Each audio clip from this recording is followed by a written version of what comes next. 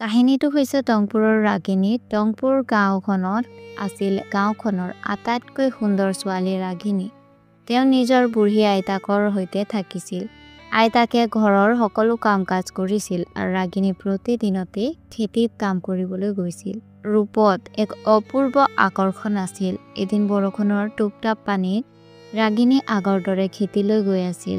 ঠিক তেতিয়াহে গাঁৱৰ কিছুমান দুষ্ট মানুহে তাইক চালে।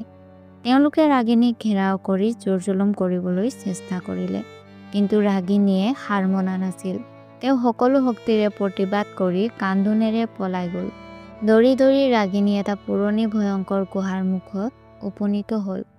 গাঁৱৰ সকলোৱে কৈছিল, এই গুহাত যি যায় তেওঁ কেতিয়াও ওলাই নাহে।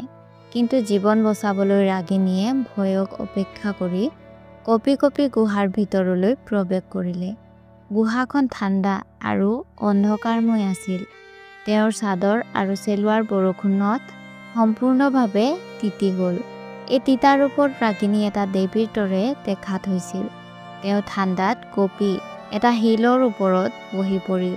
নিজ ভাগ্য আৰু দুষ্ট লোকৰ ভয়ত কঁপি কঁপি আছিল। হঠাতে গুহাৰ অন্ধকাৰৰ পৰা এটা কোমল শব্দ ওলাই আহিল।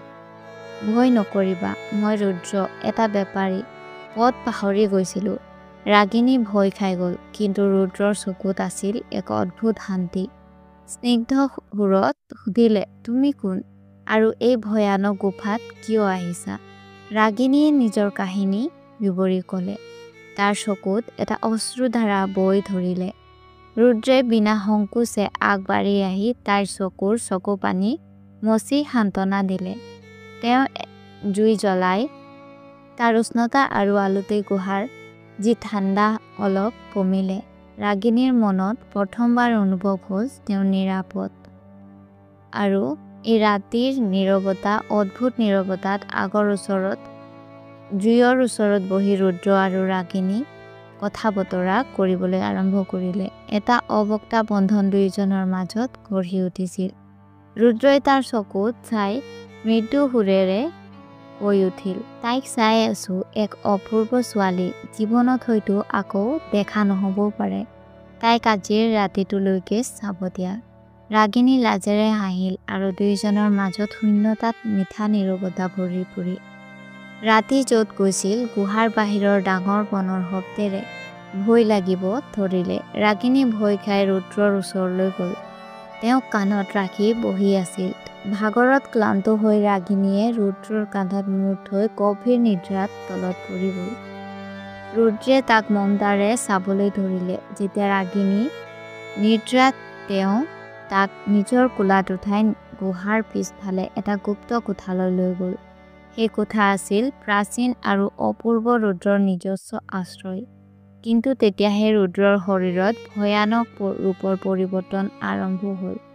তেওঁ কোনো সাধাৰণ মানুহ নাছিল। তেওঁ আছিল এটা শাপিত প্ৰাণী, যিয়ে দিনত ভয়ংকৰ নেকুৰা আৰু ৰাতিপুৱাত মানুহ ৰূপ লৈ থাকিব লগা হয়। পুৱা হোৱাৰ আগতেই ৰুদ্ৰ সুবৰ্ণ ৰঙৰ নেকুৰাত ৰূপান্তৰিত হ'ল। তাৰ চকুত প্ৰেম আৰু বেদনাই একেলগে জ্বলি উঠিছিল। পুৱা ৰাগিনী উঠি চাই, তেওঁ এটা অপৰিচিত কোঠাত আছে। ৰুদ্ৰ নাই। তাই চিঞৰি তাক মাতিলে। গুহাখন চাৰিওফালে বিচাৰি ফুৰিলে, কিন্তু কোনো উত্তৰ নাপালে। বুকু ফাটি কান্দি উঠিল।